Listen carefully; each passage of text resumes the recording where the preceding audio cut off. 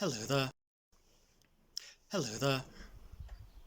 As you can see, I'm outside again today in my garden. And can you see just up here, where we are? There's a roof. And that reminds me of one day when Eric the elf had a bit of a problem with his roof. So, he was fast asleep, all warm and cosy in his bed, having a delightful dream about breakfast. He was dreaming of grilled mushrooms, and crusty bread, and acorn coffee. And then a strange thing happened. The coffee spilt all of its own accord, and somehow fell on his nose. And it was cold. And it kept happening. Drip, drip, drip, cold coffee all over his nose. He woke up for the start. My goodness me, he thought. My face is all wet. My pillow's all wet. What on earth is going on? I think I'd better get up. It was just getting light, and he thought, I'll just throw open my curtains and see what's happening. And then he realised, why, it was already light in his bedroom. Well, how could that be? The curtains were still drawn. The light was out. He looked up. The sun was streaming past the last of some big dark rain clouds through a big hole in his roof. He looked up at his roof and he could see round the big hole there were just a few little wisps of straw left of his thatched roof. Well, well, well, thought Eric, this is a poor to-do. I'll move my bed from under the hole. So he did that. And I'll take my sheets and my pillow outside to the garden and get them nice and dry. But before that, he remembered the lovely dream. So he went and treated himself to a very nice breakfast of grilled mushrooms and crusty bread and acorn coffee. He felt much better after that. And he strolled out into his garden with great purpose. And he set out his sheets and his pillow to dry nicely on his little washing line. And then he turned and he looked up at his cottage, and he looked up at his roof, and he thought to himself, oh dear, how on earth am I going to get up there to mend my roof? For although Eric's cottage was not a large one, quite a small cottage, Eric himself was also quite small even for an elf. Oh dear me, he thought, how can I get up there? If only I could fly. Oh, I'd be up there in no time. I'd get that sorted in a jiffy. But I can't fly. But Griselda the fairy can fly. Of course, Griselda. I'll go have a word with her. I'm sure she'd be happy to help. So, Eric took himself off down the path through the forest, all the way to Griselda's house.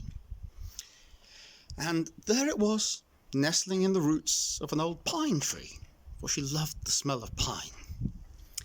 And just as he was about to knock on the door, he saw there was a little notice on it. Joyful greetings from Griselda, it said. I have gone on holiday, and I will not be back until Midsummer's Day. Have a delightful day. Griselda. Oh dear, thought Eric. Griselda's the only fairy round here who could fly up to my roof and fix it. Oh, what am I going to do? So, he trudged back through the forest, rather less of a spring in his step now, and the journey seemed far longer than it had before. And he lamented his short stature and his little legs, but eventually he made his way to his cottage. And who should he find there sitting atop his garden gate, but old Mr. Crow. All right there, Eric," said Mr. Crow. I don't know if you've noticed, but there's a big hole in your roof. Big hole!" Yes, said Eric. I had rather noticed that." "Ah, well," said Mr. Crow, "that's because there's some storks moved in to the north of the forest." I'm sorry," said Eric. Why do storks mean I've got a hole in my roof?" "Ah, well, now you see," said Mr. Blackbird. "Mrs. Stork, well, she's a bit short-sighted, see, and she swooped down thinking as how your cottage roof was a little haystack, and she took herself a great big beakful of straw to go and line their new nest. Oh, 'tis a lovely nest. They've got themselves well set up there to the north of the forest, they have." "Oh, I'm so pleased," said Eric. "Well, now, the thing is, with a big hole in your roof, all the rain's going to get in. So me and all the other friends of the feathered variety have all clubbed together, and, well, we've brought bits of straw and bits of twig and, a few leaves and, whatnot else. And, well, we've mended your roof for you. I think it'll hold up even better than it would before." Eric looked beyond Mr. Crow and saw to his amazement, why, yes, his roof had been completely fixed.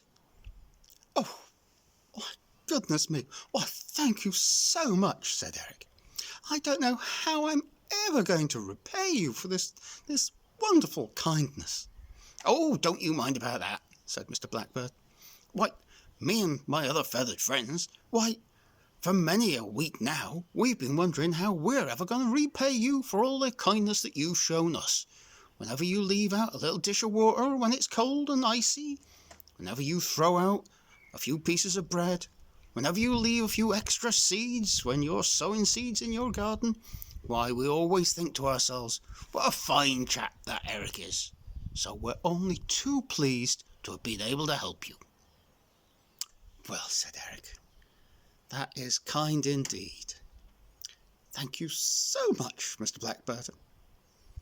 And he popped back into his cottage, and that night slept the cosiest, most wonderful, peaceful sleep he could ever remember, safe from the rain which pounded down outside his window and didn't even make him turn over once.